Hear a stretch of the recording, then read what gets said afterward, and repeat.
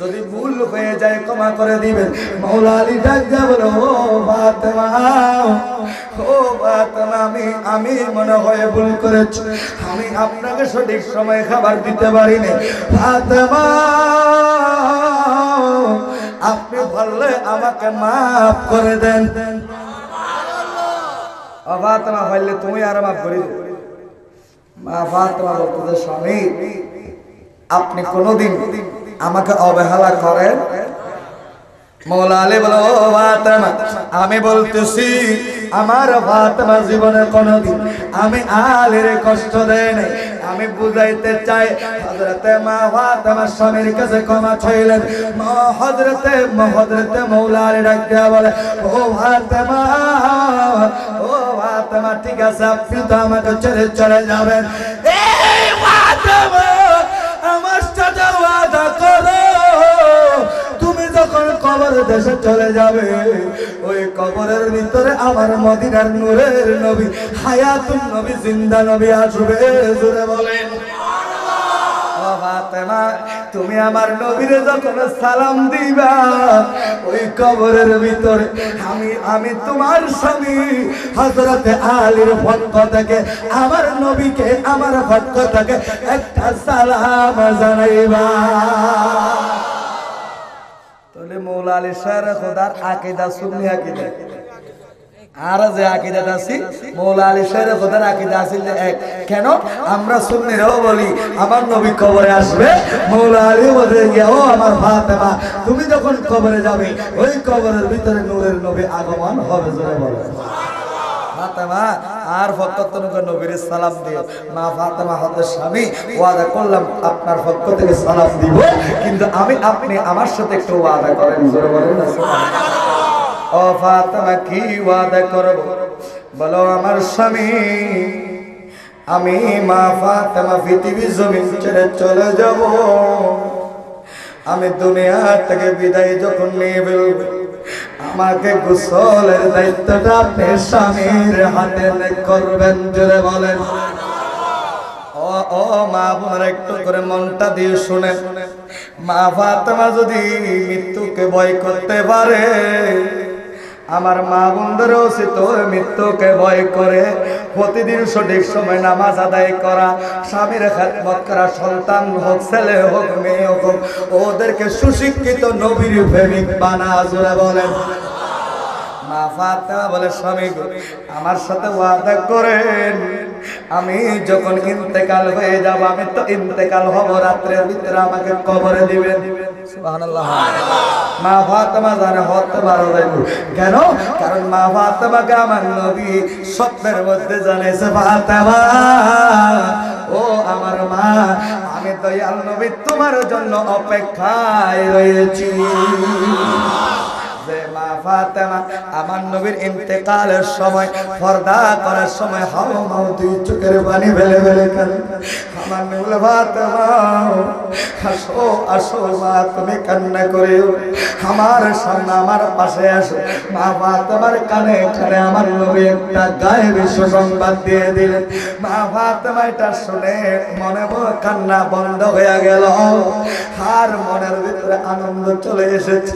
হযরতে মাওলা আলী ডাকে, ফাতেমা, ও আমার কলিজার টুকরা বিবি, আমি আপনার কাছে জানতে চাই, আমার নবী যখন দুনিয়া থেকে পর্দা করবেন, আপনি সেইটা শুনে দুই চোখের পানি ফেলে ফেলে কেঁদেছেন। আবার আমার নবী আপনাকে এমন কি বলেছে যে এটা শুনে আপনার চোখের পানি বন্ধ হয়ে গেছে? মা ফাতেমা বলে, স্বামী গো, ও হযরত ইমাম হাসান, ও হযরত ইমাম হুসাইনের আব্বা, ও আমার কলিজার টুকরা স্বামী, আমি কেন কাঁদবো? আমার দয়াল নবী ইলমে গায়েবের খবর দেনওয়ালা, আমার নবী আমাকে একটা গায়েবী সংবাদ দিয়েছে, আমার নবীর আওলাদের ভিতরে আমার দয়াল নবীর সাথে সর্বপ্রথম আমার সাথে দেখা হবে কবরে। জোরে বলে মানে কি আমার দয়াল নবী ইন্তেকালের পরে আমি সর্বপ্রথম আমার নবীর আওলাদের ভিতরে আমি আগে কবরে যাব।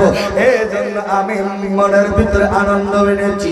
ওই মা ফাতেমা স্বামীরে বলে, স্বামী গো, ওয়াদা করেন আমি যদি যখন ইন্তেকাল করে ফেলবো আমার গোসলটা আপনি দিবেন, আমার কাফনটা আপনি ভরাবেন, আর আমার জন্য মাইকিং করার দরকার নেই, সাহাবাদের ঘরে ঘরে যাইয়া বলার দরকার নেই, আমাকে গভীর রাত্রে আপনারা কবরে দিয়ে দিবেন।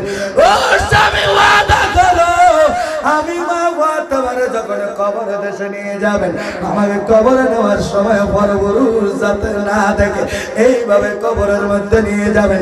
স্বামী গো, আমাকে কবরের মধ্যে নামাই দেওয়ার পরে, আমাকে কবরের মধ্যে শোয় দেওয়ার পরে ও স্বামী আমার কবরের উপরের মাটিগুলা সমান করে দিবেন। ও ফাতেমা কেন সমান করে দিব? কিয়ামত পর্যন্ত তো আপনাকে আমার নবীর প্রেমিকেরা আপনার জিয়ারতে আসবে। হযরত মা ফাতেমা বলে, স্বামী গো, আমার কবরটা ওই কারণে সমান করে দেবেন, আমার কবরের উপরে যদি আপনারা যদি একটা আকার রাখেন, আকৃতি রাখেন, কবরের মধ্যে মাটি দিয়া যদি একটু করে উঁচা রাখেন, আমার নবীর প্রেমিকেরা আশিকের রাসূলেরা যখন আমি ফাতেমার কবর জিয়ারতে আসবে আমার কবরের সাইজ দেখে বুঝতে পারবে আমি কত বড় লম্বা ছিলাম, কত মোটা ছিলাম, কেমন ছিলাম।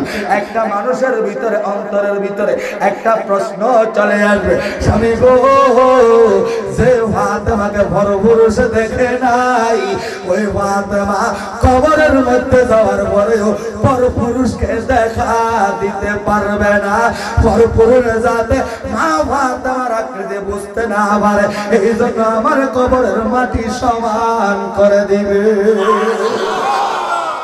এবার ডাক দিয়ে বলে, ও স্বামী, আমার আরেক ওয়াদা আছে, আমার হাসান এবং হোসেন, যে হাসান হোসেনকে আমার দয়াল নবী ভালোবাসে, ওই হাসান হোসেনকে জীবনে কোনোদিন মাহারা হিসেবে তাদেরকে বকা দিবে, বকা দিবে। বাবারা আমার, বন্ধুরা আমার, যে মা ফাতেমা কবরে চলে যাবে, যে মা ফাতেমা কবরে যাওয়ার আগে যদি স্বামীর কাছে ক্ষমা চাইতে পারে, মৃত্যুকে ভয় যদি করতে পারে, নবীকে যদি ভালোবাসতে পারে, আমার মা বোনদের উচিত ওই নবীকে ভালোবাসা।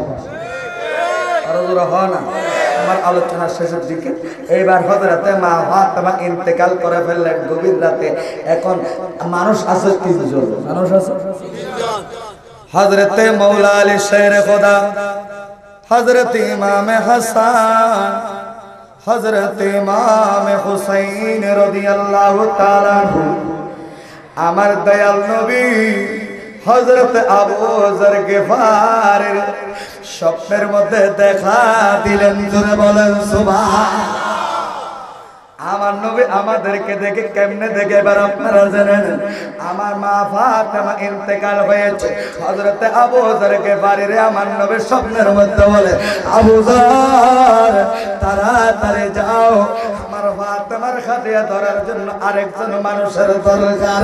এই আবু যর গিফারি ঘুমাইয়া থাইকো না, আমি আমার ফাতেমার খাটিয়া ধরার জন্য, আরেক প্রান্ত ধরার জন্য তুমি একটু তাড়াতাড়ি যাও। হযরতে আবু যর গিফারি যখন মৌলা আলী শেরে খোদার হুজুরের মধ্যে গেলেন, হযরতে মৌলা আলী বলে, ও আবু যর, কেমন করে তুমি জেনেছো?